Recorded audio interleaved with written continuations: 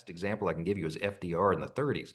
However, we are the group that defies expectations and makes history here every day. I think we'll do it again. A lot of reasons for that. I have a 90-minute slideshow, but let me give you the 90-second summary. Okay? We had a demographic shift in 2024, truly a record number of Hispanic and Latino voters, Black and African American voters, Jewish voters, union workers, young people, all these demographics. I think we hold a big chunk of those voters, and that makes a big difference. I think we got a favorable map situation. Even, as I mentioned, even before redistricting battles started, the current ones, we already had a lopsided map way in our favor. There's 13 House Democrats sitting in districts that Trump won this morning.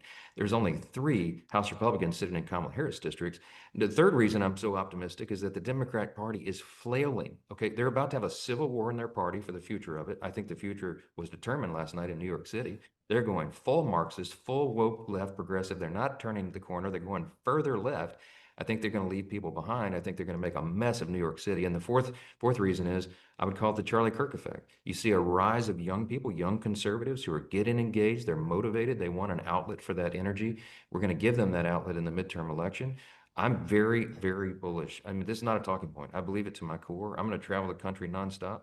In the last election cycle last year, I did over 350 campaign events, 250 cities in 40 states. I logged enough miles to circle the globe 5.5 times.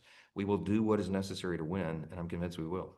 But Mr. Speaker, what you said that Republicans have to defy history. What from last night gives you optimism that they can? It looks like the map turned blue, not just in New York, not just in Virginia, but even in some of these down ballot races that we weren't even tracking. For instance, the races for public service commissioner in Georgia. Where is this optimism coming from?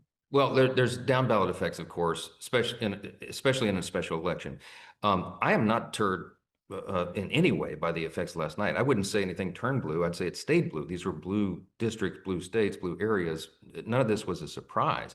What I would say is, so much is being made of this rise, of Mondami and, oh, he's taken New York City and all of that. But look at the vote totals. I mean, I think 12% of New Yorkers voted for Mondami. That is not an overwhelming majority. He only got a little over 1 million votes, 1,036,000 votes, and there's 8.5 million residents in New York City. So what's going to happen is, the reason I'm optimistic is they've handed the keys to the kingdom to the Marxist, and he will destroy it. Socialism never leads to lower prices and better living. It leads to human misery every single time in history that it's been attempted.